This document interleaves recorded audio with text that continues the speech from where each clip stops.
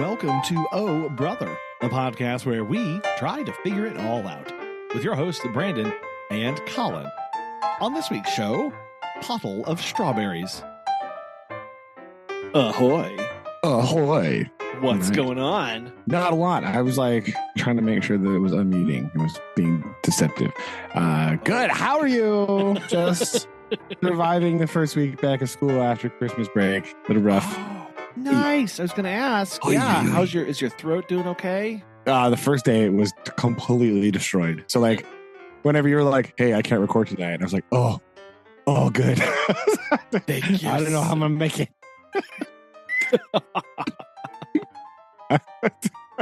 So it's fine. Perfect. It's better after that. But the first Tuesday, it was like, it sounded like frog over here. Pretty rough. Well, it's okay. My children are very loud humans. So to speak over them. Yeah. I told them once today, I was like, I don't want to have to speak over you, but I can. So I need you to calm it down. And then like 5 minutes later, they were right back up. So I just started talking it like it's so loud. And they just stopped and stared at me. I was like, yes, this is how loud I must be to speak over you. So stop it. Do you see how this is a problem? You see how this cannot function, right? You see how this is not a sustainable practice. Mm-hmm. So it's all right. So yeah, did a lot of stuff, finished up a couple of things from before break. We had like a project that we had to finish up. So did that. And so I have a question for you, Collin. Oh no. No. No. So I have it is time for our yearly graphing survey results thing, right? Yes. So I did my customary example, right? I sent an email to the staff, okay, and I asked them a question, right? A survey question, so that I can graph the results to kind of show the kids what a good graph looks like, right? Yeah. I have stumbled upon an anomaly. Oh. Right. When I asked this question, I got I've done this 2 years, right? And it like takes forever for the responses to trickle in. And right, I get like a couple here, right? Like whatever. I got so many responses within 5 minutes of me. The first response came within 30 seconds of sending this email. What question did you ask? Collin. Oh no. I asked the staff, what is your preferred salad dressing? And the tsunami of responses. What? Apparently, the people I work with have exceptionally strong opinions about salad dressing. Okay. Crazy. I was not expecting that. 70 responses. I didn't even know 70 people worked there. What? Last year, for reference, when I asked the potato question, I got 35. More than doubled this. Yeah. I got 7. I think there were 71 responses. Wow. I did not know 71 people worked in this building, but it was. Did they forward this on to their friends? Like, where did I don't know. There are so many new people in the building this year that I did get a lot of responses to me. And I was like, who is that? Oh, God. Felt kind of bad. I was like, so like new high school teachers, right? I'm like, I don't ever go over that. I don't know who these people are. Or like new whatever. So I was like, there was a couple of people. I was like, who is this person? Wait a minute. Who is responding to me? I don't know you. Well, it was shocking. I not expect that to, wasn't expecting that. Yeah, I wasn't either. I was not either. I learned a lot about a lot of people. One of the One of them they have very, very strong opinions about Caesar dressing, right? That is apparently the only allowable answer. All other dressings must be thrown in the trash. That's what I heard from the people.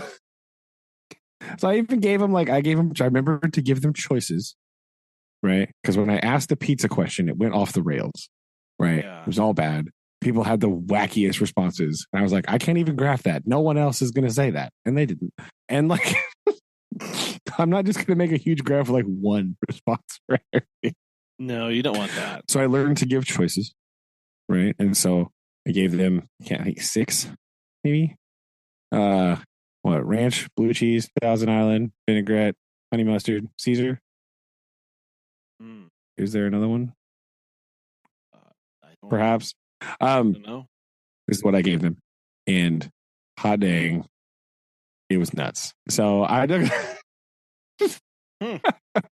So Collin, really, what I want to know is what is your third favorite salad dressing? I knew it was coming, and it's still. That's what I want to know. Oh man, this one is okay. For reference, I did in my email state that this was a house style salad. Okay, that's important, right? That. I feel like that's important. So I nothing crazy, just a normal house style salad. Yeah. This is probably going to say a lot about me. On a house salad, okay. Third is going to be an Italian. Okay. That was on the list too. That was the other one I missed. The Italian dressing. Okay. That was the dark horse one on the list. Yeah. Mine would be Italian. What about you? What's your third favorite? What's your? Well, this is one of those. It changes a lot, right? There was a period of time in my life where I did go through a very large Italian dressing phase. Yeah. Right.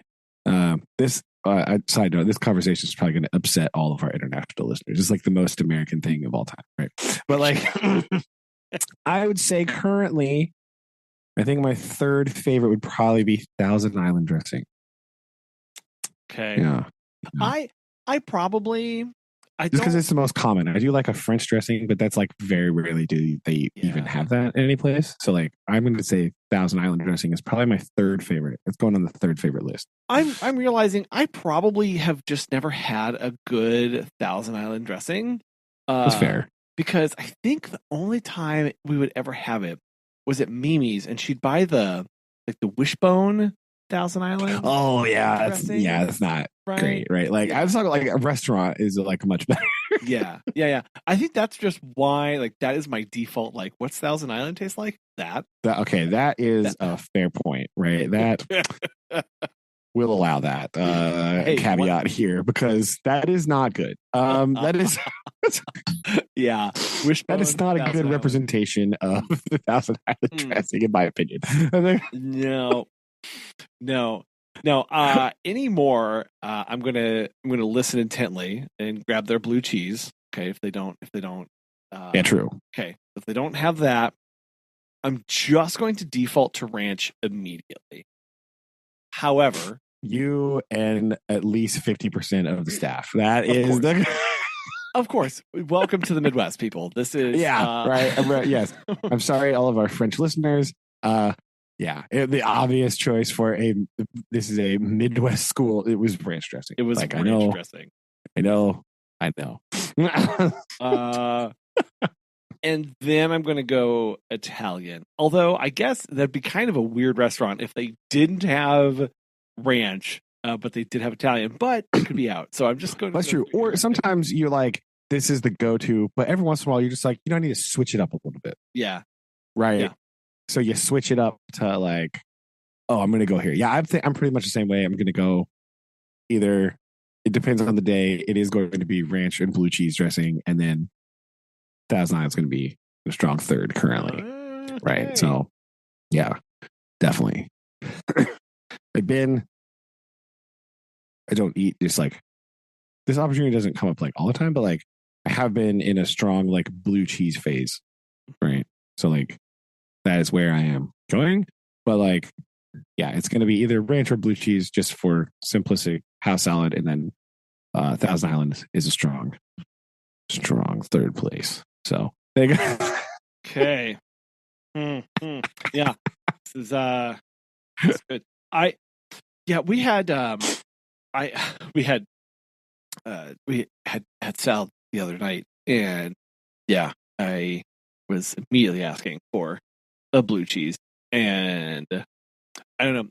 Here's Collin critiques a local establishment's blue cheese dressing. I the variety of obviously you just never know. Like, oh, you use the same word for this dressing, but yeah, this is not what my expectations were. This was definitely the ranchiest blue cheese dressing that I had ever. That is unfortunate. It was a weird take. But there we were, eating my blue cheese ranch dressing. We went to, at the beginning of the year, I think I mentioned that we went to like a steakhouse with some of our friends before school started. Right. And they had like a wedge salad thing happening. Ooh. Right. And I got blue cheese on that. And it was like, it had like actual just like blue cheese chunks in it.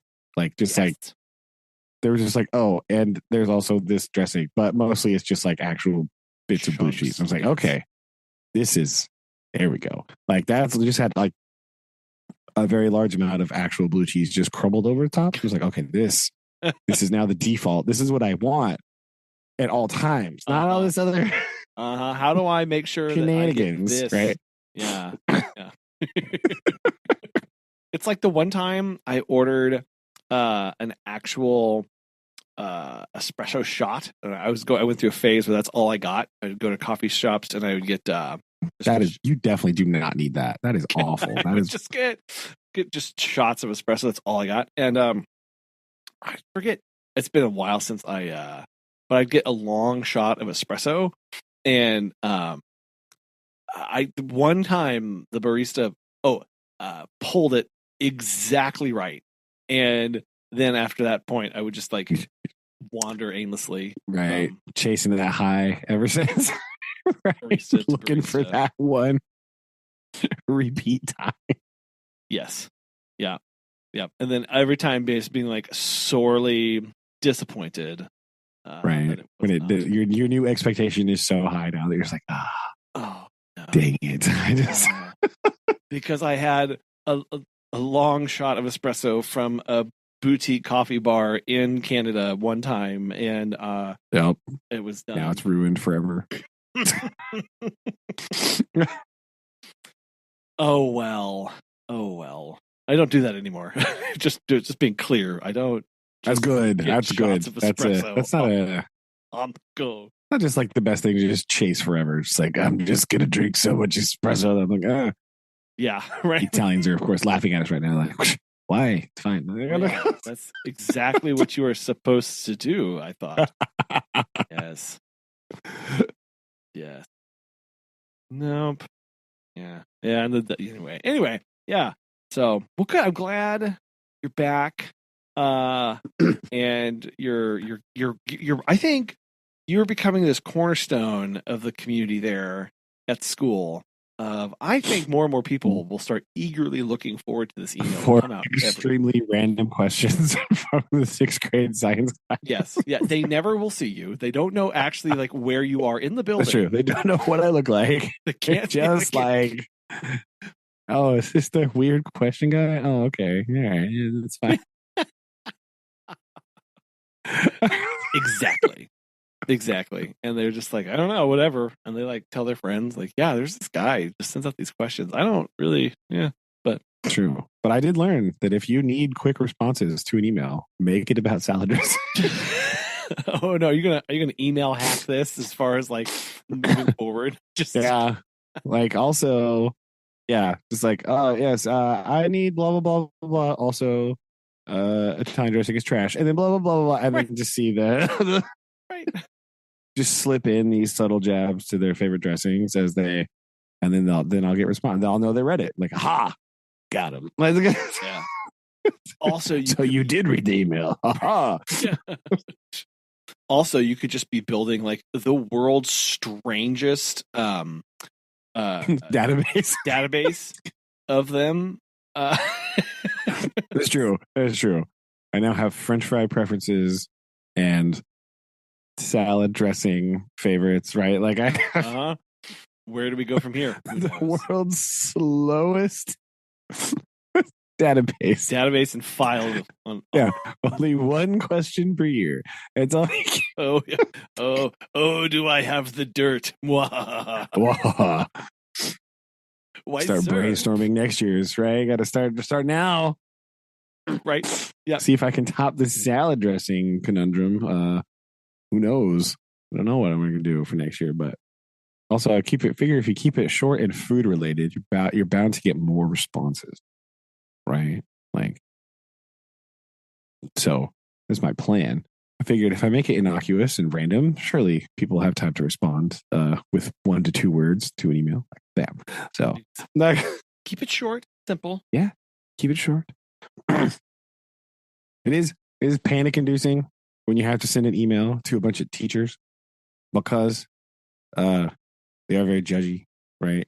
So you cannot spell anything incorrectly. Otherwise, they'll just be like, actually, you spell that. So do you know how panicked I was to send an email that had the word vinaigrette in it? Like, how many times did you double check that, At sir? least 3. At least 3. I was like, oh God, I hope this is right. Yeah. Yeah, I can't imagine you just being like oh no. I need to check all of the dictionaries. Exactly. Looking at the website. Like, okay, looking up online. Okay, there it is. There. Okay. All right. Okay, good. Like dun, dun, dun. Going over and over and over. Make sure I didn't screw it up. Sounds like me whenever I send an email to clients and I'm just like, I'm supposed to be professional. You pay me a lot of money to take care of your pets. I need to like really. Yeah, but they don't pay you a lot of money to spell, so it's fine. Like I don't. Yeah, no, but also it's important. No. Oh, yeah. I catch spelling mistakes, so we're fine. All good. Yeah, I am not good at spelling. All the kids always ask me, like, how do you spell this? I'm like, I don't know. I have no idea. Let's look it up. Let's find out. Because I am not good at that. I spelled all the words wrong in school. So, whatever. Look where I am. Yeah. Teaching science, where it's like, we can abbreviate everything. Right. Oh, yeah. No, I got in a real bad habit of, especially in science writing, of not using the word the to like get through sentences. Yeah. That kind of weird stuff. And you're like, Just abbreviating everything with chemical symbols and math notation. Like, yeah. I have not used the word change. Carbon and ages. Carbon, yeah, right, absolutely. No, I use the little delta symbol anytime I'm like, I need to change this. Just move on. See, there you go. Yeah. I did when I was writing up an SOP for dog and cat body language. I was talking about them having a reaction to certain movements, and I wrote just like RXN. There you go. That's fine. You don't figure it out, people. Man, although you can take this slightly too far, when you have to bring other people into this, it's pretty annoying. We a couple superintendents ago, we used to have staff meetings, right? And we'd talk about like procedure and stuff. Mm-hmm. And they would put out chart paper on the walls, and they made what he called a plus delta chart, right? So you had to write either things that were positives, like things that were going well, or things you needed to change. It was just like so annoying to have to do that all the time. That's It was like a T chart, right? And it was like on this side was the plus, and this side was the delta. And all the time he would just refer to it as the plus delta chart. And I was like, Come on. It doesn't sound as cool when you say it out loud. It really does. I bet that sounds really cool. Yeah, I did think that. I was like, I bet that sounds really cool in his head. In his head, he was super. The second you say that out loud, it's like, like the cringiest thing of all time. Right. Dang it. But I'm kind of committed, so we're just gonna lean in. Yeah, that's kind of what it felt like. So it's a bit. You can go too far. You can go too.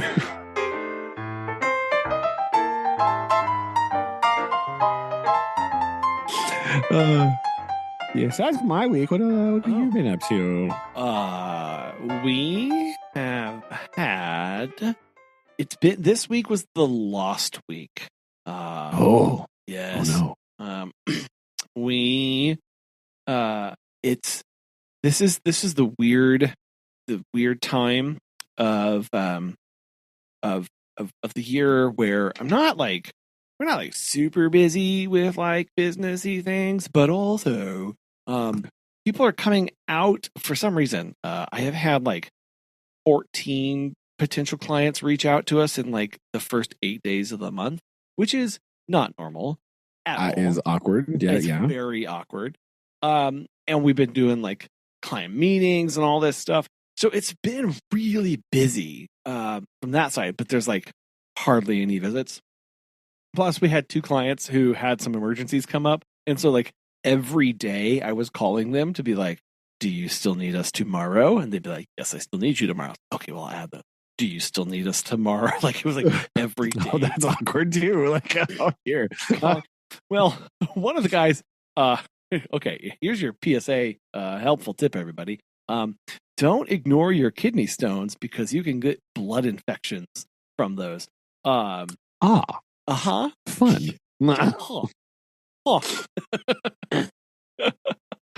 And that's fun. And then like his heat pump was that is not the correct word.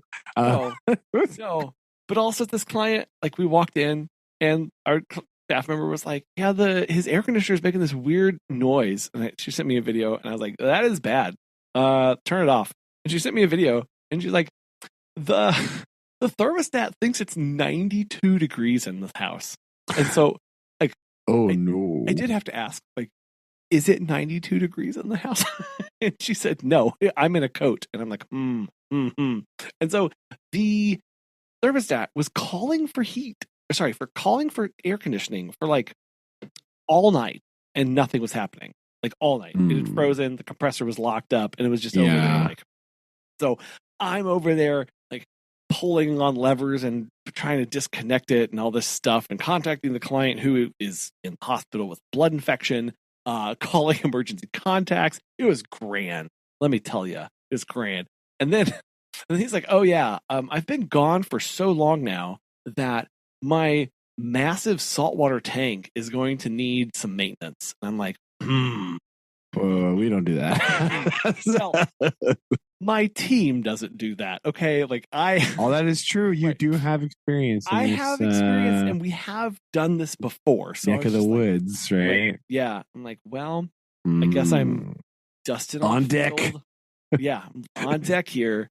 So having him walk me through, he's built this like massive RO system in his basement, which is fantastic. Oh, geez. Yeah, it's amazing.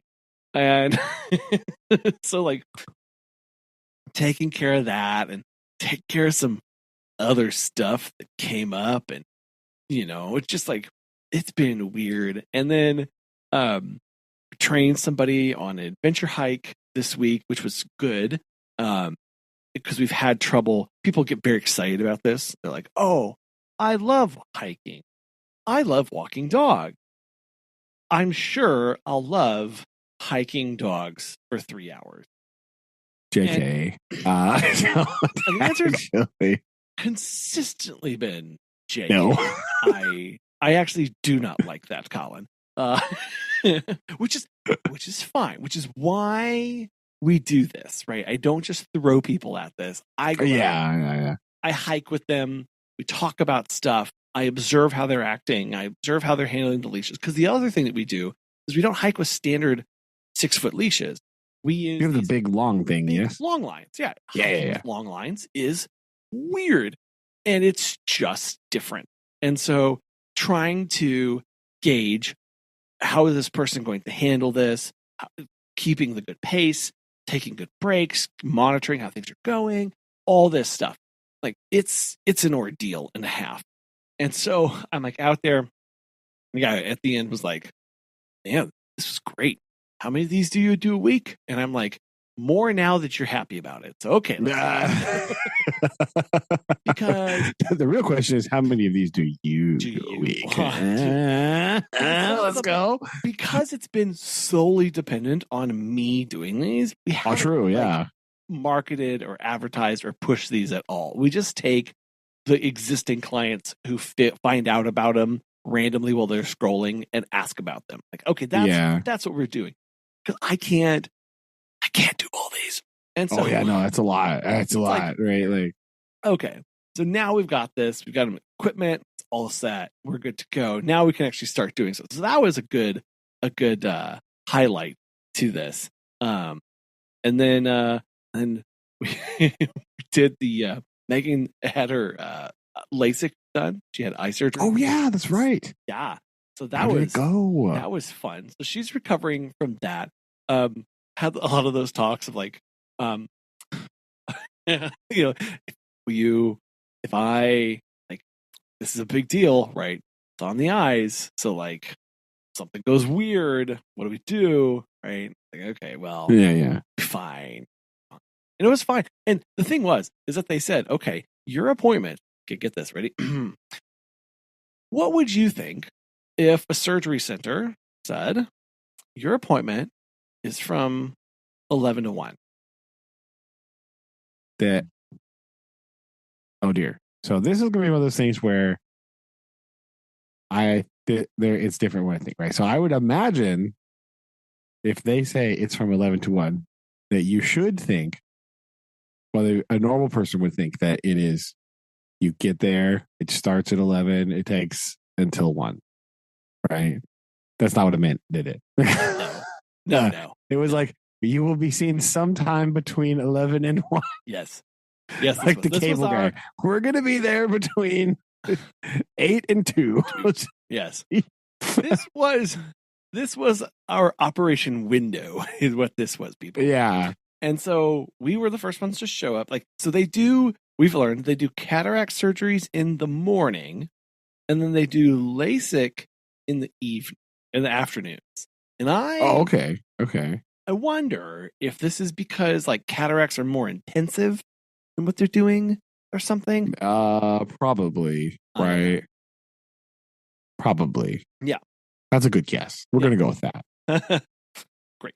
And so we show up and we're the first ones there. And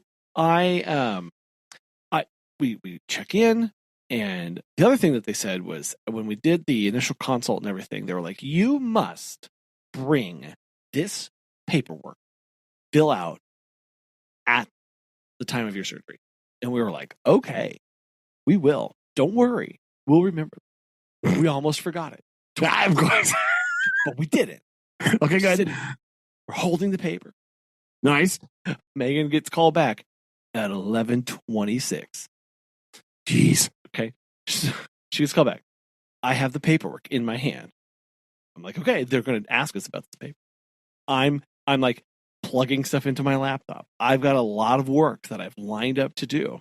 Okay. I've got calls to make. I'm doing some paperwork. I'm filling out business licenses. I'm getting connected to their Wi-Fi. I'm going to be like super mega productive because Megan's going to get out at 1:00 and then we're going to go to lunch. It's great. At 11:36, Collin, she's being taken back. She'll be done in about 10 minutes. You should probably go get the car. What? Run! What?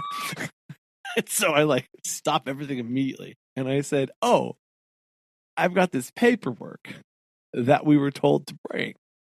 And they said, oh, she signed a different copy back there. What? What? This is exactly how I. What? Why did I? I don't know where they did it already. It's fine. Bro. Twice we stressed about this. It was in the car the night before when we left. We almost then didn't bring it in. Like what? And, and so I go get the car and I'm sitting there and I'm just like, what has happened? What is time? I don't know. Oh, and the other thing, it was great.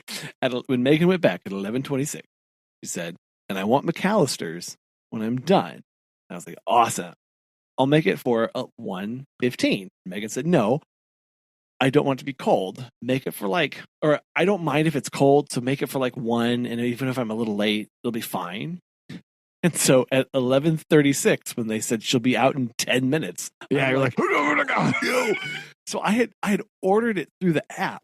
So then I have to call them, right? And I'm like, yo, can you check your screen? I think there's my name up there. I don't need that at 1. I need that now. Right? And also, your drink selection didn't allow me to say no ice in the sweet tea. So please also put no ice. Oh dear. I bet they loved that. That was their favorite thing of all time, wasn't it? It was great. Like, oh joy. It was, I need this rushed, and please do this different thing for me as well. Okay. Which we all know restaurants love it. They do love that, right? When you just the more exceptions you make for them to follow. Yeah. The more highly specialized you make the thing, the more they love it. They do this. It's just a fact. They're in this to serve people, and this is what. Yeah, right. No, oh wait. Yeah. So so I've got to get that, and I'm just like, what on earth? The only thing anyway, we get her in, and she's fine. She's great, and doing eye drops, and everything's going well. But I'm stuck on this paperwork because they were really it was in the console, face to face with the people. It was in all of the other paperwork in the folder they sent us with. It was basically a giant pulsating arrow. Do not forget this. And then we show up with it and our folder, and they're just like, no, she's got another copy. So I don't know, is this one of those green M&M things of have you heard the story, the green M&Ms? I don't know. No. Okay. I'm not sure. Let me I don't know. Okay, hold on. I'm very confused now. I was like, no, I think I'm lost. I don't know. I know that some people swear that M&Ms taste different, and that this isn't true. No, but I don't. Okay, no. Van Halen. Okay, rock band. Okay, follow me. Oh, yes. Okay. Yes. So for our listeners, the story goes that this is the green M&M writer. All bands would have a writer about their preferences for what they wanted and how things were to be done. Van Halen had a clause demanding that a bowl of M&Ms with all the brown ones were removed, right? And I think so. I got this wrong. So it's the brown one, whatever. They wanted all of the brown M&Ms removed from a bowl of them. And what they would do is they would walk into the green room. They would look at the bowl, and if it had brown M&Ms, they'd walk back out and cancel their show. And at first glance, this makes you think they are being snobbish and whatever, divas. But actually, because their rock production at the time was highly technical and that had a lot of safety issues and concerns. What they realized was it was about the care of the show prep people and the venue reading through, because they knew, okay, if you didn't remove the brown M&Ms, you didn't set up the lights or the fire. What else didn't you do? Yeah, it was it wasn't that they wanted, they didn't want the brown M&Ms. It was to make sure that you actually read the whole thing, right? That's kind of what it did you actually read this? Yeah. And did you actually go through and do the things that we asked you to? Yeah, it's like a catch, right? A trap. Yeah. It's a trap. Yeah, it's like that. You also see this with companies who they'll send different memos out to different groups within their company to announce product releases or upcoming initiatives, so that when a memo gets leaked to the press, they can know see, who it was. oh, that language was only used in memo, version 2, and that was only sent to 5 people. So one of those 5 people is leaking to the press. Like, this is well known. Anyway, like, they have this stuff in there. And so I'm wondering, was this piece of paper the brown M&M that if we walked in and didn't have it, they would know we didn't read any of the other instructions? And maybe. Like, I don't, this is where my brain is going as I'm sitting waiting for my wife to get in the car. And I'm just like, why this piece of paper like this? And even after the fact, Megan was also like, they had me sign a piece of paper. Like, why? I had it. Like, what is going on? And I'm like, I know. I'm fully convinced that this is a technique to see if patients are doing their homework and reading. It could be. Right? It could be. I don't know. That was stinking sneaky eye doctors. What are you doing? Eye doctors, exactly. So that was our week. It was not. It was busy, but also just like weirdly busy. It was the lost week because we had like Monday and Tuesday. I did the adventure hike on Wednesday to train, and when I have to do that, like it's 2 hours down, it's 3 hours on the ground, and it's 2 hours back. So like nothing happens. Like a wasted day. And then the next day was eye surgery, and then we're here today, and like whiplash galore.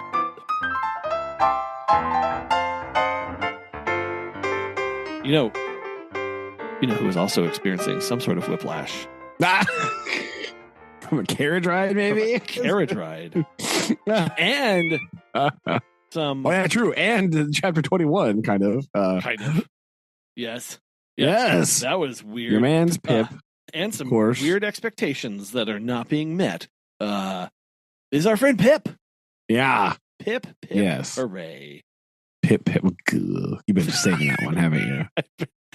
Saving that one. Thought about that one a little while like ago. My train meme, I think. I've been sitting on that one for a while. That was just shocking. That was shockingly fast, by the way. I was just like, what?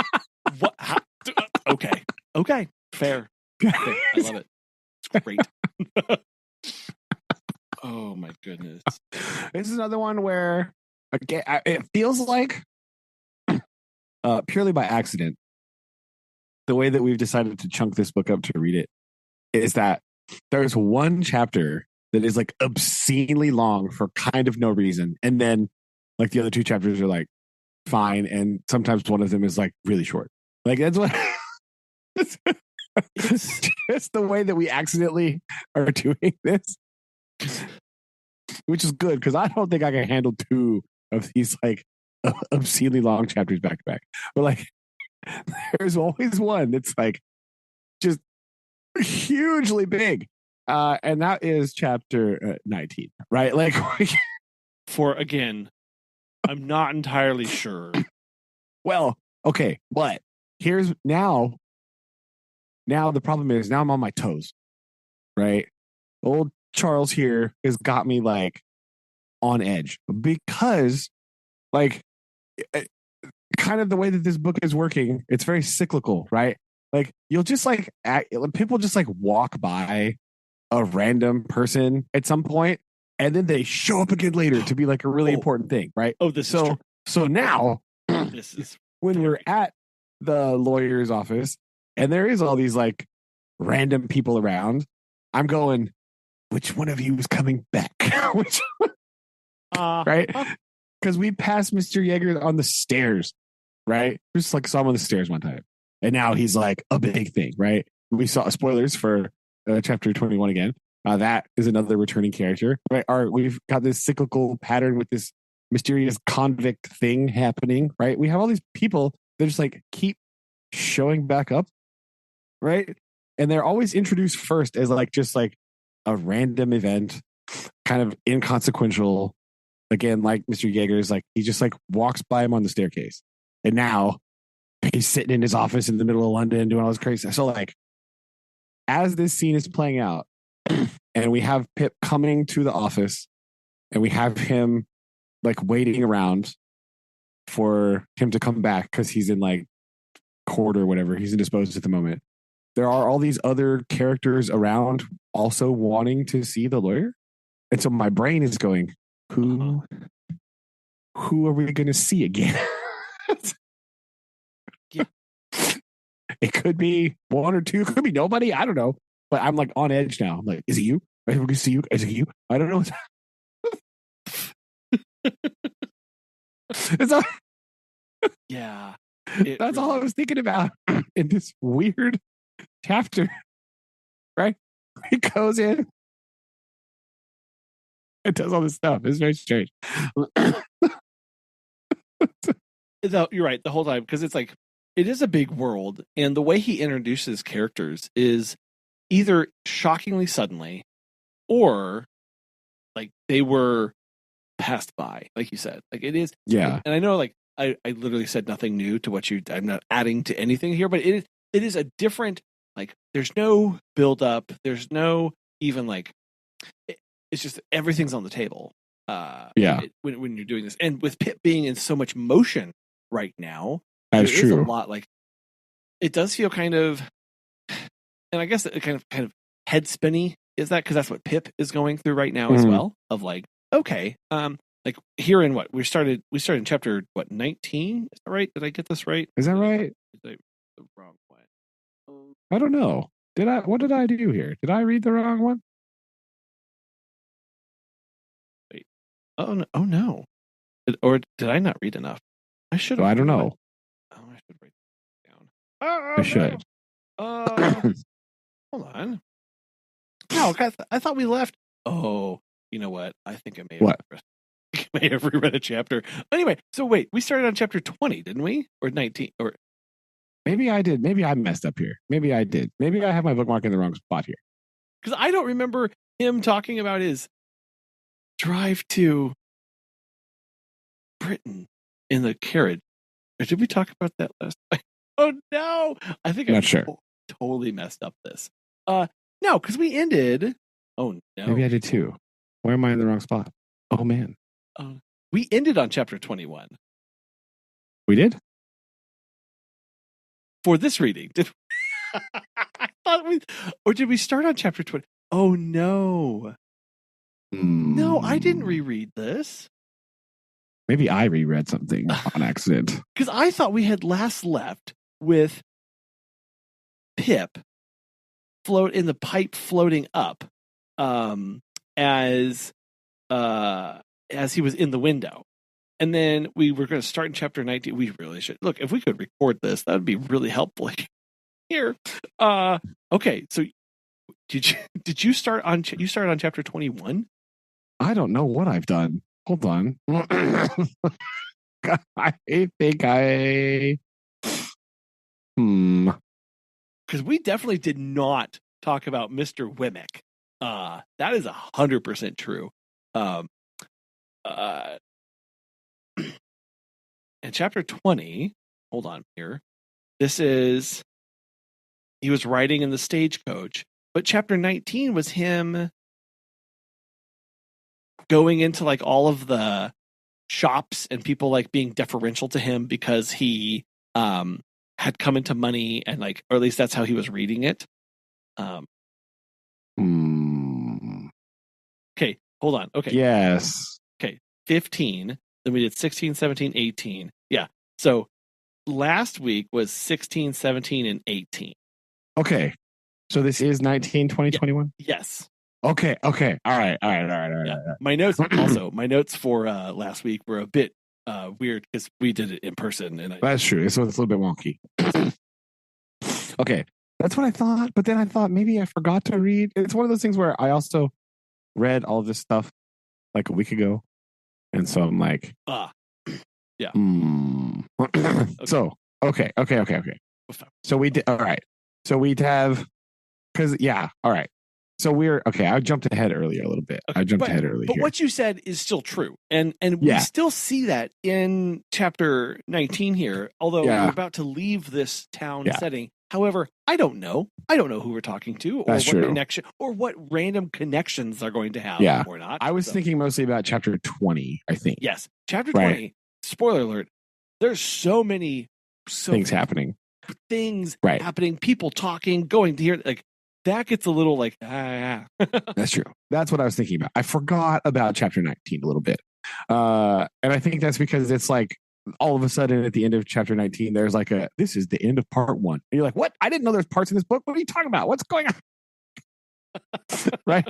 Yes. And I think that kind of threw me for a loop here and messed me up a bit. But yeah, so anyway, rewind. Back to the lawyer's office in a minute. We are getting ready to leave. Right. We haven't left yet. And he is saying his final goodbyes and spending his last days in the village. And it's really awkward. And this chapter, right? This is another chapter where you're like, man, Pip sucks. Like this kid. Guy is terrible, right? So he does all this stuff, and he does like it's just like the way that he talks to people, and it doesn't help that, like you said, like he now is sort of going about and sort of playing what he thinks having some means is like, right? Yeah. And he's just like, oh yeah, here is my, blah blah blah. This is where he like buys the clothes. Is that right? Is that this one? He's buying the clothes where he comes in, and at first I was like, where is he says? First off, I do have to say, a little foreshadowing here. He is going out in his clothes. He goes with Joe. He's feeling so good that he goes with Joe to church. And I love this phrase real quick where he says, with all the novelty of my emancipation on me, because they burn the documents of his indentures. He says, I went to church with Joe and thought perhaps the clergyman wouldn't have read that about the rich man and the kingdom of heaven if he had known all.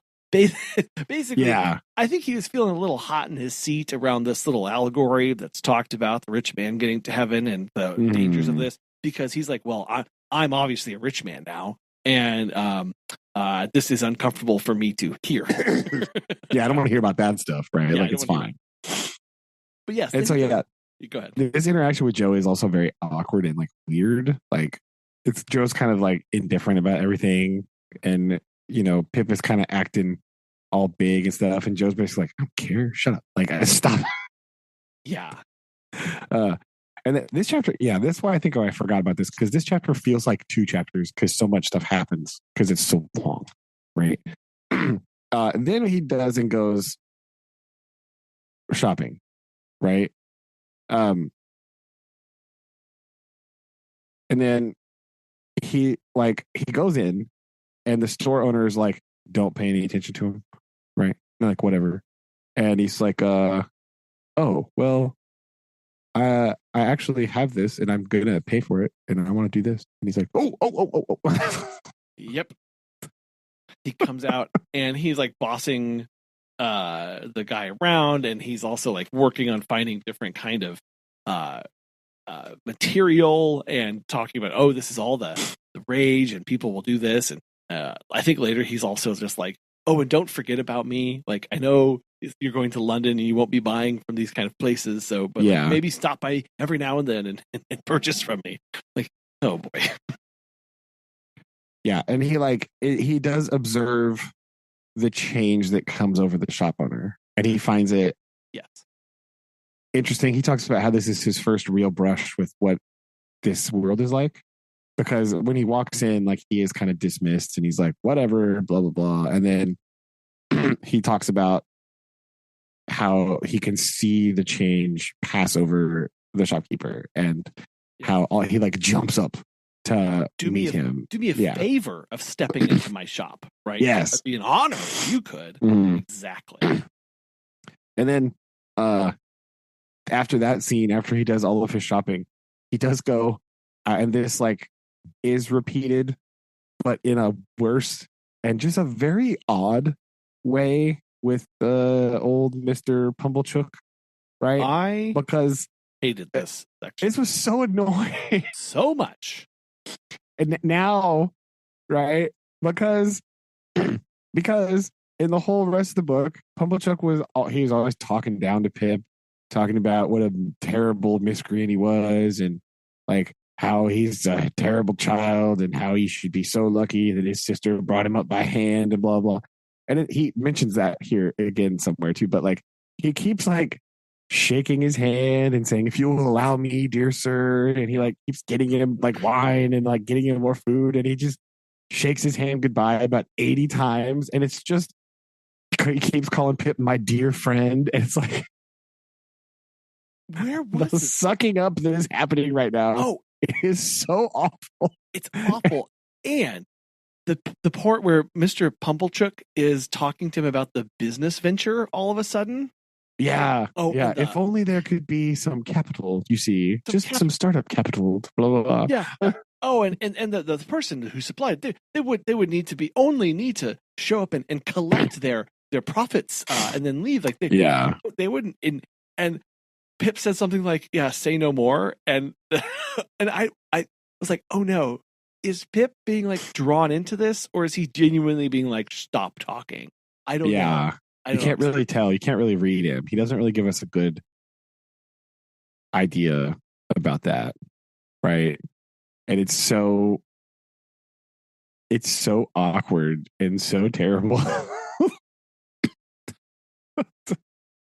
Yes. Oh no, opinions. Oh yeah. Pip says, "Wait a bit," is what he says, and I read that like I don't know if he's like, "Hey, easy now, calm down," or if he really is like, "Well, you just wait a little longer, then you'll have your investor." Like, oh no, like plus with all like the wine and stuff going on, it's like, it's just really this is gross weird. And not good.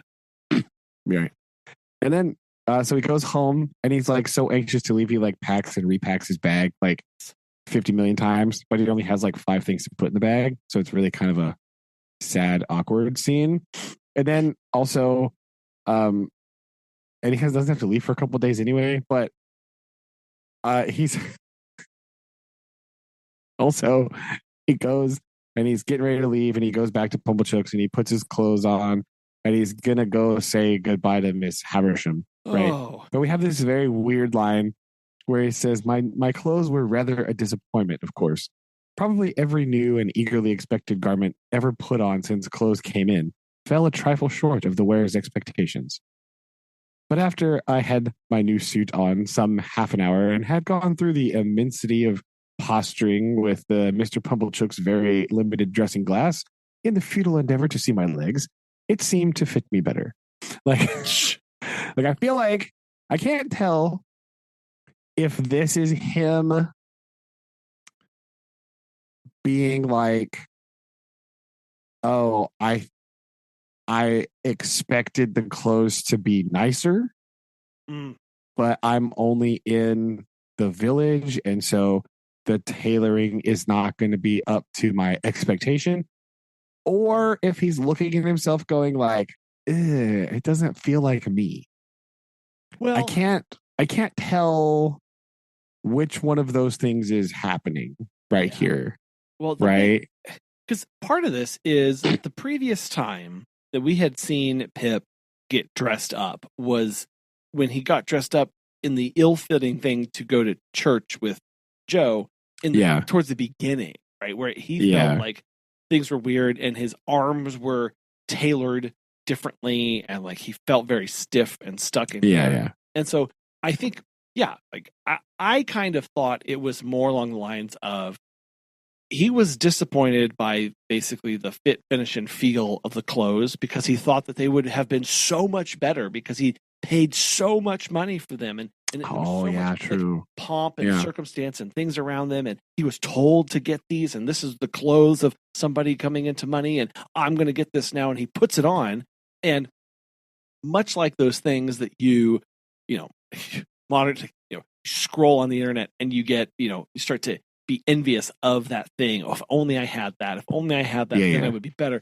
And he puts it on, and he's like, oh. And like, I'm not. It doesn't feel good. It still feels weird. Kind of just clothes, right? right. Yeah, like, still kind of feels wrong because it's all like stuffy and the collar's really high and blah blah. Exactly.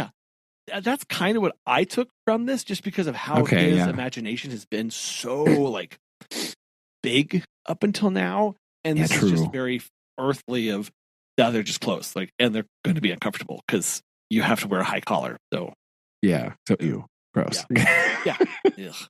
Yes. But then he does go on to see that Miss Havisham, and this is a very interesting. This is just more Miss Havisham being an awful human, right?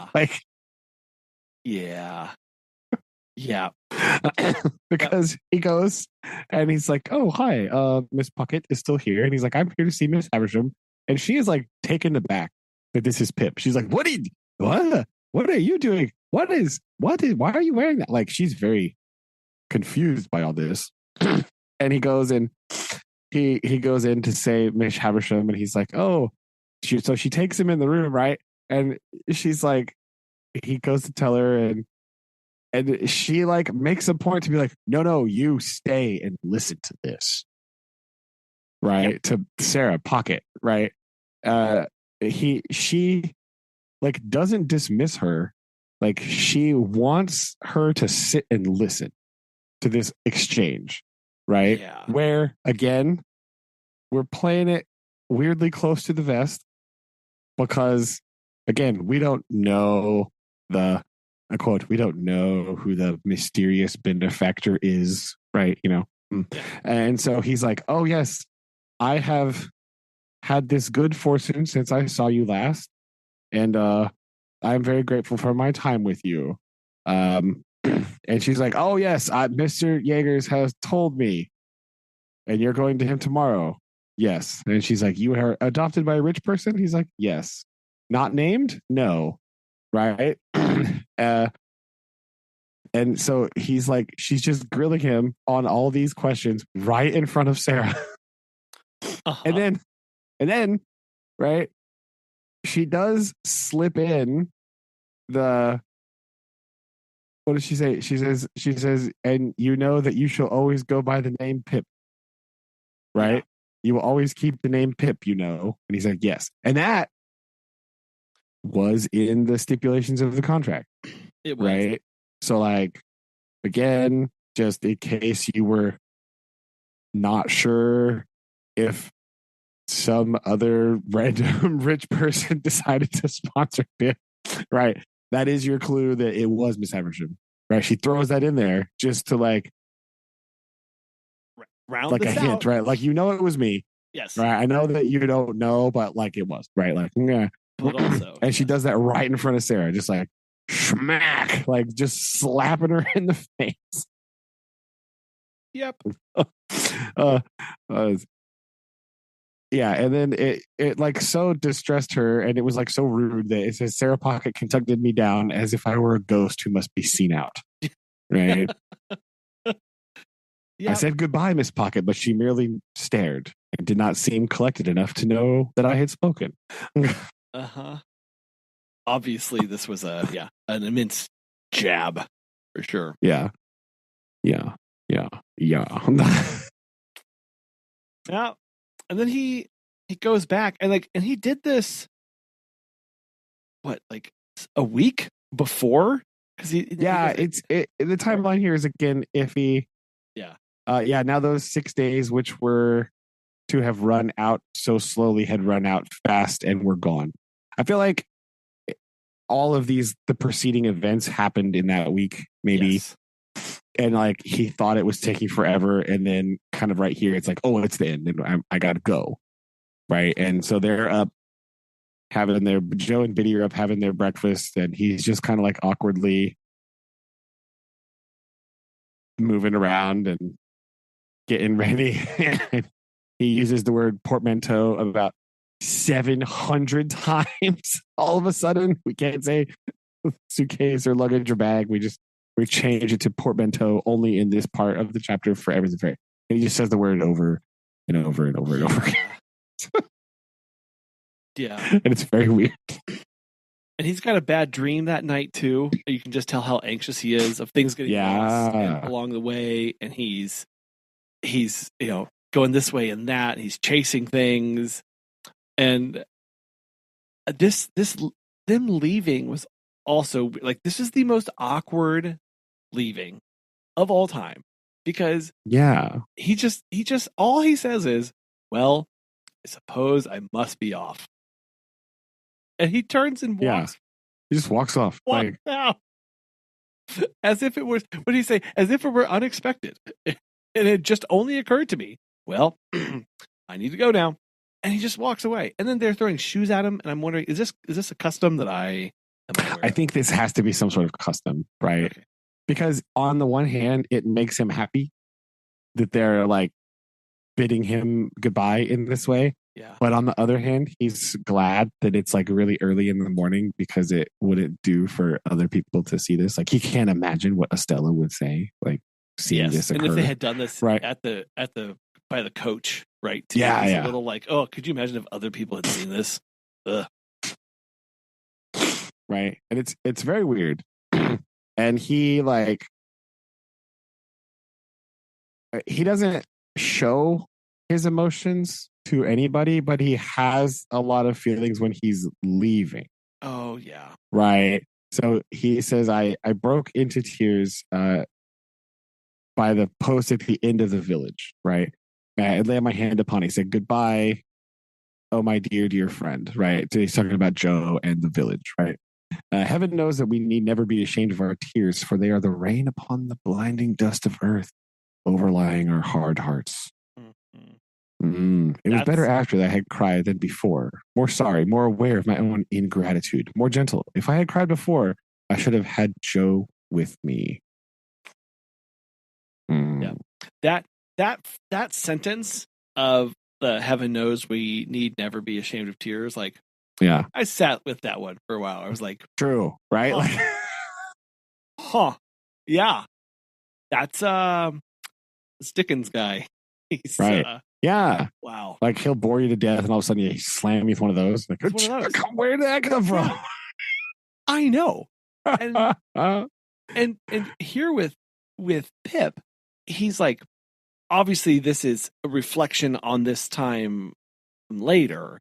But he's like, but he's realizing like you needn't have hidden those. Like these are important. These would have helped you more. You would have had more encouragement, and you would have had more support, and you would have had more here had you would have just shown these emotions. And it also changes you too, right? Because it would have helped him while he's crying. He's seeing clearer of really what was really important to him.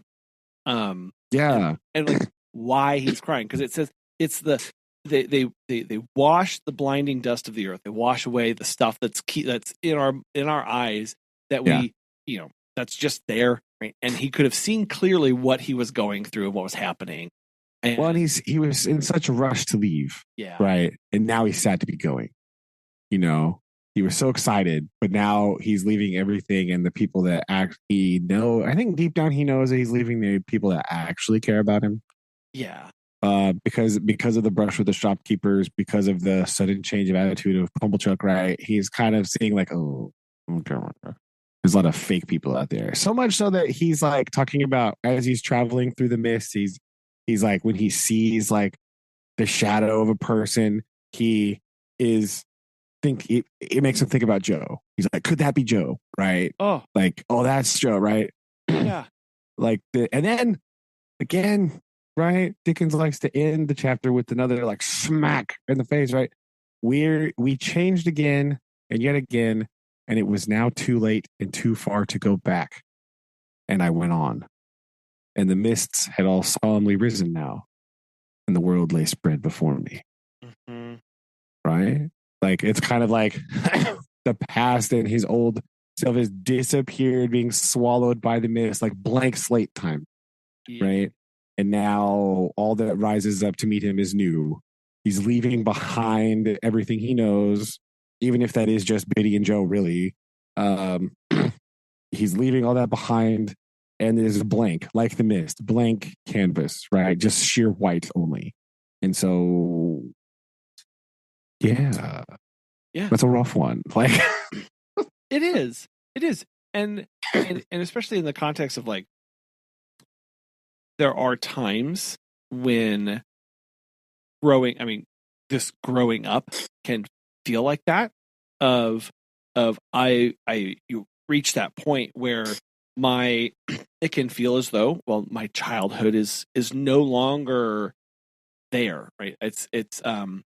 And you see these memes pop up sometimes of like, of what is it? The world you long for can never be gone back to, of people often yeah, like those nostalgia posts where it's like the aisles of like Toys R Us and like yes, yeah, the world that you're seeking no longer exists, and that's kind of what's happening here to Pip, right? This is obviously, again, this reflection back on, but in this moment, the past is now, like you said, like, okay, that part's over, and it's not.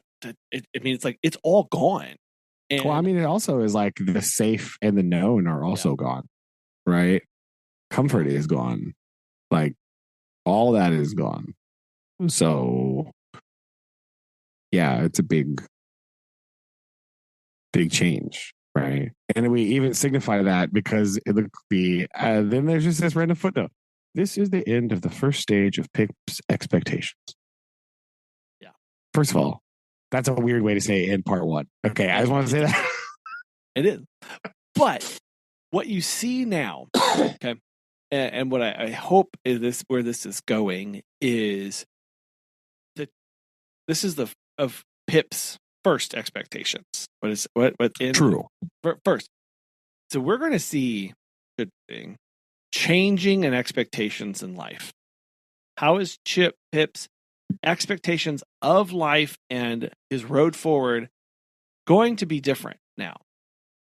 Because we saw this ends with him getting everything he wanted in the beginning, right? How he longed for more, how he was so excited for more, how he just felt like he was special and needed to go, and he gets this call, and he even calls Miss Havisham his fairy godmother, right? We're kind of ending, albeit on a slightly sad note, but if you stopped here, and all of Pip's dreams came true because he got called off. And now we're going to see what life is like in this expectation. That's true. There is 2/3 of the book left. So yes.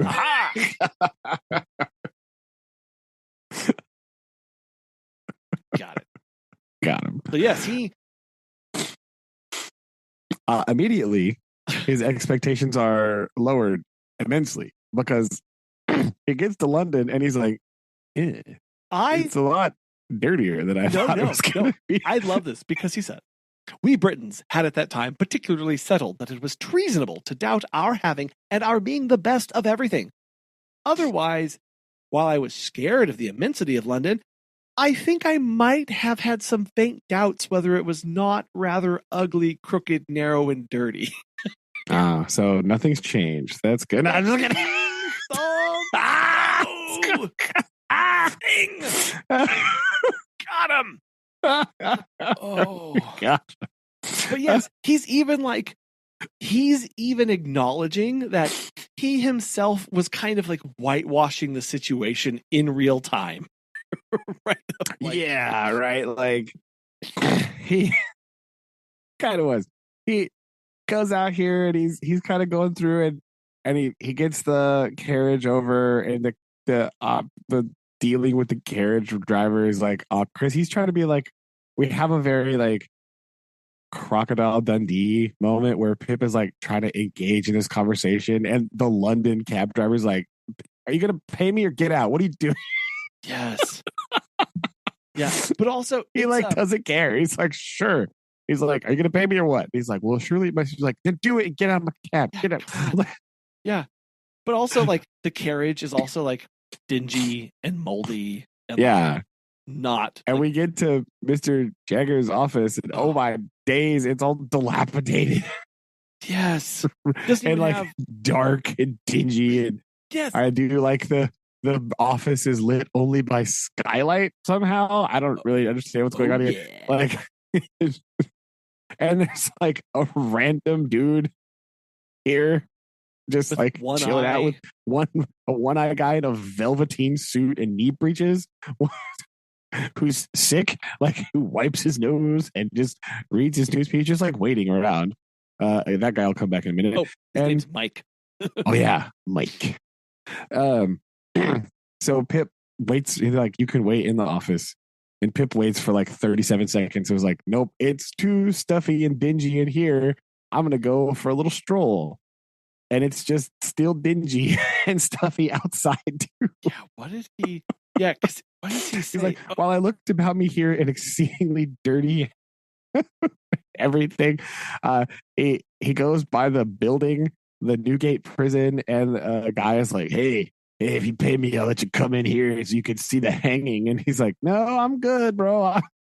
You can watch the court case. He's like, no, I must. He like makes up a thing. He's like, I would love to, but I have an appointment, you see. Yeah. And he like pays the guy to leave him alone, basically, and gets out of there. Runs away. He goes back to the office. Nobody's back yet, but there's a lot of other people around, right? Also waiting to see the lawyer. There's like groups of people and like all kinds of stuff. And this part is really weird because Jaggers comes back and he like addresses them. He's like, you, what are you doing here? I thought I told you to blah, blah, blah. Yeah. And like, then, yeah, did you pay? Did you pay? Like he's asking everybody, did you pay? Did you pay? And it's, yeah, one person, he's like, what did he say? Person of, he's like, yeah, I told you not to do, like, I told you not to think, I told you not to show up, and I told you I don't want to take your business. And he like, it's like, whoa, okay, yeah, okay. Wow. And then there's one guy that stands out, who I don't know if this is like a speech impediment. I don't know if this is an accent, but there's like a Jewish guy here who is like begging him to be helped, and he's like, no, you have to help because this guy said you could help, and he's like, what are you talking about? Go away. In this particular one, Mr. Jagger says, you're too late. I'm on the other way. I'm helping the other guy. Yeah. Yeah. And so this character is like, oh no, I'll pay you more if you'll take our side. And it's very weird. It's like this whole thing. And again, I don't know if this is supposed to be a dialect or like, it's like a lisp is what it. Yeah, like a lisp, right? It's what it sounds like, right? Yeah. Like how couldn't gone to. Yeah, he's like, that's enough of you. Like, it's a very awkward exchange. We're painting the picture that there's a lot of people that need help.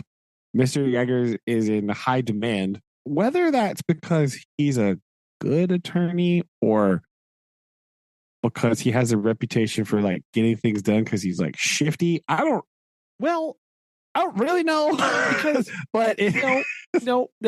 We get back to the office and we figure out Mike real comes fast. back. We figure out real fast Mr. Jagger's exact character and what he's willing to do. Because we have a conversation with Mike here. And basically, I believe what I'm understanding through this conversation is that Mike has paid somebody to lie on the stand. Yes, that is what's happening. And Jagger's here, his only complaint isn't, he doesn't say, how dare you bring somebody to lie on the stand? He says, have him pass by because he wants to see, does he look like a pastry chef? Yeah. And he does not. Like, he's dressed him up in an apron and a little hat. And he's like, where did you find this guy? He's also very drunk. He's very, like, he's like, is he prepared to swear? And he's like, well, in a general way. Yeah, he's like, he'd swear to anything. And Jaggers is like, oh my goodness. He's like, no. He's like, this one is not good enough. Find somebody. Basically, he's like, this isn't good enough. You got to try harder and find something better. And it's like, wait a minute.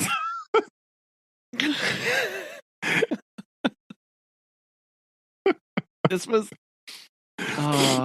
yes. Yeah.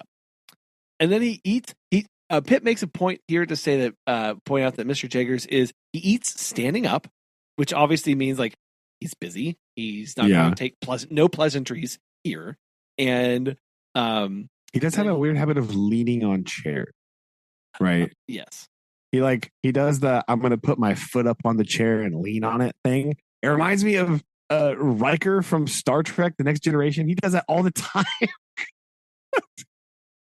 right? He's always like leaning or like sitting backwards in the chair. Like it's very awkward sometimes. So he like does that, and that's what it reminds me of. That's what it made me think of. It's a very strange connection, I know, but like it's fine. It's fine. It works. It works. It works. And he's telling him where he's going to go stay. Yeah. He's like, we're gonna go. It's like an inn. Where he says the word inn. It's Bernard's Inn. And right. And to whom's room is he going to go stay? The young Mr. Pocket. Have we? Surely we've never encountered anybody else with the name of Pocket. No, never. Right. Never. Purely coincidence. We've never encountered somebody by the name of Pocket before, ever. Not in the previous chapter. So thankfully, we can move on. Yeah. Because it's totally not anything happening here. Yeah. So he goes with the clerk, right? This Wemmick guy. And it starts out a little bit awkward because Wemmick is also kind of like cold and like whatever. And he's like, you've been here before, blah, blah, blah. And then like he kind of, right. He says, you may get cheated, robbed, or murdered in London, but there are plenty of people anywhere who'll do that for you. Again, sounds like nothing's changed. London, haha. Like, but he like kind of softens up to Pip a little bit. Like he kind of is like, oh, okay. Because he like Pip goes to shake his hand and he's like, hey, all right, it's not so bad. Like, well, kind of Wemmick, again, the world that Wemmick lives in, when somebody holds out your hand, they want something. Asking for something. Yeah. And we also saw this with Havisham too. Like, she was always expecting people to want something. Yeah. And here Pip is just genuinely like expressing that. And was there I was trying to there was something. Did Wemmick say something like they all like bad things happen to all of them? And like this weird, like, have there been other Pips before coming through this? Am I making that up in this? I don't remember that part. They all get into trouble eventually or something like that. Maybe I'm. Oh, he does say you'll, because he sucks about. Was that him that said that, or was that Jagger? Jagger says that when he's talking about, like coming back for like money or whatever, and he's like, oh, I'll be in charge of this, because Wemmick is the guy that dispenses the funds. Oh, right. But Jagger says something like, and if you need extra, or if something happens, just let me know. It happens to everybody all the time, right? So it was a weird. He's like, I'm sure you'll run afoul of something at some point, right? He says something like that, right? Yeah, you're right. Mr. Jagger says, but I shall by this means be able to check your bills and to pull you up if I find you outriding the constable. Of course, you'll go wrong somehow, but that's no fault of mine. Yeah, and I think you're right. Wemmick says some of the same thing too. But anyway, it was very like, and of course this is going to end up horribly for you. Like, oh, okay. But yes.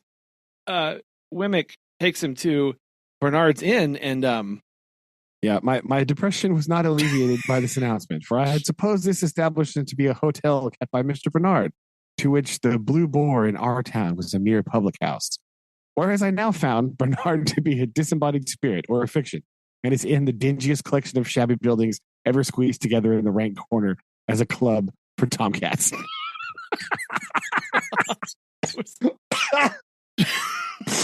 Dang. It was not good, boss. Dang, not good, right? The word shabby is tossed around a lot here. It looked like a flat burying ground like that. Yes. Yeah. It had even the trees were dismal, and the sparrows were dismal, and the cats were dismal, and the houses were dismal, and the mice were dismal. Like everything was the crippled flower pots, the cracked glass, the dusty decay, and the miserable makeshift. While to let glared at me from empty rooms. Oh yes, as if no new wretches ever came there, and the vengeance of the soul of Bernard were being slowly appeased by the gradual suicide of the present occupants and their unholy interment into the gravel. Yes. Dang. Oh. Well, so this is So this is an odd place to be, right? This is like, it's like those, right, like the modern day equivalent are those like rent by the week hotel rooms that are like, yep. you know, they're kind of all like the doors are not on, like it's not. No. Well, yeah, I have to, because then he goes, I have to, he goes on, he really lays this on after this. It really does, yeah. He goes, thus far my sense of sight, while dry rot and wet rot, and all the silent rots that rot in neglected roof and cellar, rot of rat and mouse and bug and coach and stables near at hand, right? It's just like, it goes in, right? Yep. But oh, it's so funny. But there is a door, right? There is a door with the name Mr. Pocket on it. And so that's where he leaves him, right? And he does this is the part where he sticks out his hand and Wimmick looks at him and he goes, "Oh, to be sure, yes, you're in the habit of shaking hands." I was rather confused, thinking he must be out of the London fashion. But yes. And he shakes his hand. He's like, all right. It's very so he just sort of sits around because, you know, I opened the staircase window and nearly beheaded myself, for the lines had rotted away and it came down like a guillotine. So he's looking around and he's just kind of wait because they said the note on the door said that I'm out, I'll be back shortly. But the idea of shortly, Mr. Pocket Jr.'s idea of shortly was not mine, for I had nearly maddened myself with looking out for half an hour and had written my name with my finger several times in the dirt on every pane of the window before I heard footsteps on the stair. Gradually there rose before me the hat, head, neckcloth, waistcoat, trousers, boots of a member of society of about my own standing. He had a paper bag under each arm and a pottle of strawberries in one hand, and he was out of breath. First of all, I am unfamiliar with the measurement of a pottle. Like what? What does that mean? I don't know. I forgot to look. It's a measure. Oh, it's a half gallon. But this says it's an archaic form used for measuring liquids, which is not a strawberry. But anyway, it is approximately a half gallon from Old French. Yeah, okay. There you go. Boom. Anyway, my brain had just clipped this to pot, and so I didn't even like. I'm going back. I had to rewrite this. Like pottle. What? Oh, it does say. It says a pottle of strawberries, and I read that and went, "What? What does that mean?" Like I was just like envisioning like a, you know, like a little basket of strawberries like you get at the thing, like you get at all the markets or the grocery store or whatever. But I forgot to look it up before now, but a pottle is apparently a half a gallon of strawberries. Huh. So quite more substantial amount than I was originally envisioning when this scene played out. Which makes more sense when he's like, I thought you'd but it is weird that he has a whole half gallon of strawberries. And he's like, oh, I thought you would like a bit of fruit for dinner. Like, wait, all of the fruit. It's a lot of fruit, man. Yep. And then Pip has a reaction immediately. For a reason that I had, I felt as if my eyes would start out of my head. Yeah, and it's funny because the Mr. Pocket Jr. is just he's just going on, right? He's just talking, and he's like, "Oh, this door sticks," and he's like putting down the stuff. He was fast. He was fast making jam of his fruit by wrestling with the door while the paper bags were under his arm. I begged him to allow me to hold them. He relinquished them with an agreeable smile and combated with the door as if it were a wild beast. It yielded so suddenly at last that he staggered back upon me, and when I staggered back upon the opposite door, and we both laughed. But still, I felt as if my eyes must start out of my head, and as if this must be a dream. And so he's just talking again, and he's laughing and blah, blah, blah, and he's putting the stuff down on the table, and he's apologizing for the meager furnishings of the lodgings, and he's like, oh, I hope you like it, and we had to rent some furniture, and I know it's nothing fancy, at but your expense, right? yeah, at your expense, obviously. And he's like, but I hope if you don't find the tablecloths agreeable, that's not my fault. They came from the coffee house. Like, Yeah. all this really weird. You know, it is lodgings are not by any means splendid, but you know, Because he goes on to talk about my father hasn't any. I have my own bread to earn, and my father hasn't anything to give me, and I shouldn't be willing to take it if he had. And he's like, "This is the sitting room, and this is the carpet, and it's musty, and blah blah blah." And then all of a sudden, he like just stops, right? And as I stood opposite to Mr. Pocket Jr., delivering him the bags, 1, 2, I saw the starting appearance come into his own eyes, as I knew to be in mine. And he said, falling back, Lord bless me, you're the prowling boy. And you, I said, are the pale young gentleman. And end of chapter. And scene. Like, oh, I think. What? What? Good grief, what in the world? Yeah. I do like this scene because it's like this part is hilarious to me. That he's like talking and he's clearly not like really paying attention, right? He's like in a hurry and he's like, oh, like he's caught off guard by the fact that Pip is there because he's like, oh, I thought your coach would be later and blah blah blah blah. And I had more time and I had to go all the way to the market because I wanted the strawberries. And he's doing all this stuff and he's kind of apologizing for the ramshackle nature of their dwelling. And then all of a sudden they do come, like there's a moment where they come face to face and he's just like, yeah.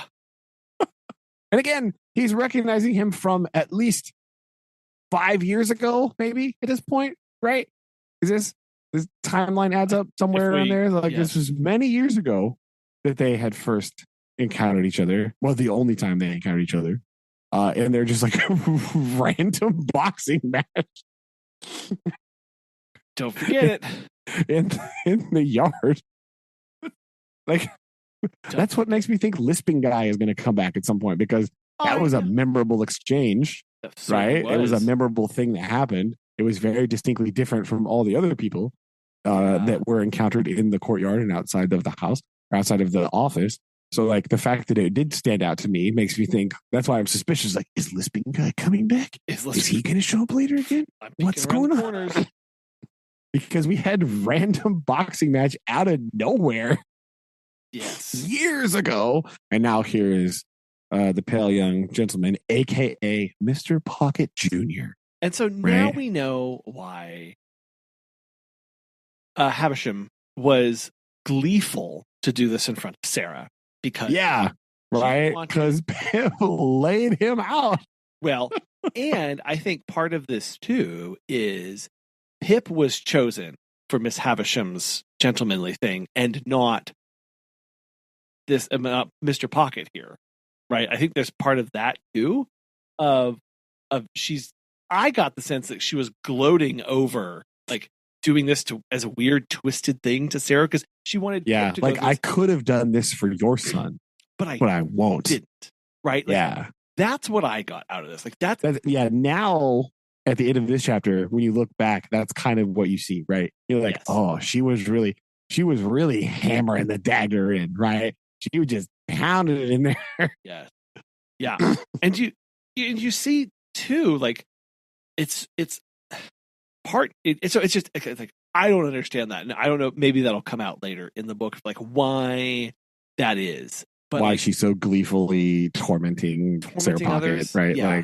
Like, and maybe it's just because I have no. She is a horrible, broken person. Yeah, and this is the only joy that she gets is by tormenting people. Yeah, because she's an awful, she's an awful person, like, right? like pale fighter dude here, like. Okay, he doesn't seem as down and glower as the other people. Like he's surely like apologizing for the conditions, but he's not like hiding them. He's just like, yep, and here it is, and here it is, and here's and we're. He does seem to have more optimism to him, than everybody else Pip has met in London so far. Granted, that's like 4 people, but still, And he has that phrase of, I don't have a lot to me, and my father has none to give, so I have to earn my bread. Like he's this like working, kind of like a working gentleman, is what I'm going to say. Like yeah, like he he's has doing stuff. some stature, something. He owns an inn, maybe, I don't know. Who knows what he's doing? Yeah, who really knows? But like he has this, and yet like it's just I'm trying to like track like, okay, Pip's interactions in his own hometown and his views on that, and like Havisham's of like this frozen like facade of like grandeur of whatever, like, but it's really decay. And now he's in London, and it's like also decaying, and he's like, in this inn that's also decaying. Like there's a lot of like, yeah, like what the reality of what Pip is going for, what he wants, and what stature he's actually going to have versus how that plays out in the real world. That is true. Because like if you think about the I don't know, maybe what Pip's expectations of the situation would be, right? He's thinking about London as like a big, beautiful city, right? Full of like grandiose architecture and and rich and wealthy people and all that stuff. But the side of London that he's seeing right now is like, I mean, I think he probably drove by that part. But the part of London that he is in and been exposed to is like ramshackle and shabby and run down. So like he had an expectation of like, what is it going to be like to move to London and be in this station versus like, oh, this is where I am right now. Oh no. This door won't shut and the window tried to chop my head off. Like so yeah, it is very awkward. Like he left the village, but is he in a better place? Yeah, we don't know. We don't have no idea. No clue. He just got here and he's in a random room with a kid that he beat up somewhere between 2 and 8 years ago. Exactly. We'll just figure it out. Yeah. I'm starting, like, again, I keep thinking, oh, we'll figure out the web eventually. No, I don't think so. I have no There's idea. So many threads right now. Like, I don't know what's happening. I'm still waiting for the convict to show up and do something. Right? Yeah. What's that about? Yeah, we have lots of threads that are just sort of like dangling. Yeah. We'll see if they ever get woven into a tapestry. Indeed. Or if there's just some holes that end up like, whatever. Like, just the mysteries of life, man. Sometimes you just never know. Right. Good. We'll see. So I'm on edge, seeing what characters are going to show back up later in like 5 chapters. Like, oh, you remember this guy? Like, no, but but all the characters that he does that with, he gives them one. There's something that stands out about characteristic. Them, right? Yeah, that's why I think Lisping Guy is going to come back. Lisping Guy probably. Right? There's my prediction. Okay, yeah, we had Pale Young Gentleman. This was a big thing. We did have a weird, like, awkward description of Mr. Jaggers on the stairs a long time ago. And now we have this, like, very, like, the Lisping Guy had the most time spent on describing him in the courtyard, right? Outside the building, right? Everyone else was just kind of like, oh, yeah, they're over there, blah, blah, blah. And then we had this, like, long exchange with Lisping Guy. So I'm thinking, maybe. That's my prediction. Okay. If we have a character that's going to return at some point, it's going to be him. Okay. We'll see. I could be wrong. Probably I'm wrong. Who knows? But like, who knows? He just stood out to me. So I was like, oh, maybe it's you. I did the same thing. I'm like, this is a lot of dialogue. This is just throw away. Yeah, there's a lot of dialogue for a character we'll never see again. Maybe. What does Chuck have up his sleeve? Yeah, especially after the Pale Young Gentleman showed back up in this chapter. Like, okay, well, maybe in like 9 chapters, this dude will be back again. And another 2 to 7 years. Yeah, somewhere between 2 and 7 years. Got it. I see how you work. Exactly. Oh man. There we go. There we go. So we'll try to be chapter 22 next week. 22, 23, 24. Right. Okay, there we go. Ingraining out of my head, making sure I read the right chapters here. There we go. Ta-da. Ta-da. And I do have a haiku for you. It may require some backstory, though. Oh. So here you go. Here's a backstory on this haiku, right? So we're in school, in my reading group thing. We're reading this book, okay, about a kid who's at a wellness summer camp in Arkansas, right? He is there against his will because he's like a troublemaker kid and his dad's like a rich tech billionaire dude. And he just like sends him away for the summer to basically like get out of my hair, get some wellness so you'll be better, right? So I had the kids, they're like, the camp is like all vegetarian. They're into like yoga and like wellness and like breathing and like outdoor activities, right? And so I had the kids write letters to a friend like they were at the camp, right? Huh. And so one of my students was like, the fact that like they keep describing the food, it's just like tofu and vegetables, not like good like vegetarian or vegan food. It's just like, that's what it is. It's like tofu and vegetables only. And so the kids are very distressed by this. And one person in their letter wrote the sentence, like she was talking about the food and she wrote like, girl, where's the pizza? And this has become like a running joke in the reading group. Awesome. Right? Yes. So sometimes like the other day, I was reading the lunch menu and I was like, oh, look, I found it. There's a pizza. So this has been a running joke since like the beginning of December. Also in the book, the characters are bored and they steal the mail of one of the characters' sisters. That like because there's no electronic devices allowed at the camp either. So they write letters to each other. That's why I had them write letters in that activity. And the sister and her boyfriend are writing notes to each other, like letters. So the kids steal the letter and they just put random letters, like fake acronyms in all the margins to make the sister like think that the boyfriend is like sending her like love messages. And so instead of like being mean to her brother, she spends all of her time trying to decipher the love note. Right. Okay. Just like funny side plot thing.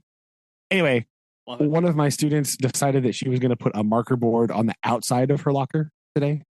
Okay. And so all of her friends were writing their name on it and whatever.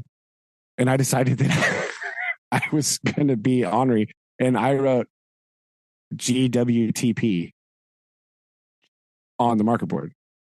Oh. And so for like 20 minutes, she was like, what is that? Yeah. And she was very confused. And so my plan worked. And she was like, Miss Funkhauser, do you know who wrote that? And I was like, no, I have no idea. And then once I said that, she realized what it meant. And she thought it was hilarious. Right. So anyway, that is the backstory that is necessary for this haiku. I see. Okay. Okay. A single question with profound implications. Girl, where's the pizza?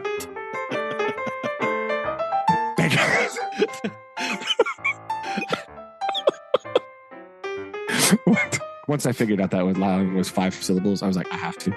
It's necessary. It's a sign. It's actually required. Actually necessary. Had you not serious complicated issues from this, this one requires much backstory. It's deep lore here that is required to understand why this is funny to me. I think that what makes it so perfect is it's just such a specific, like just genuinely narrow band of.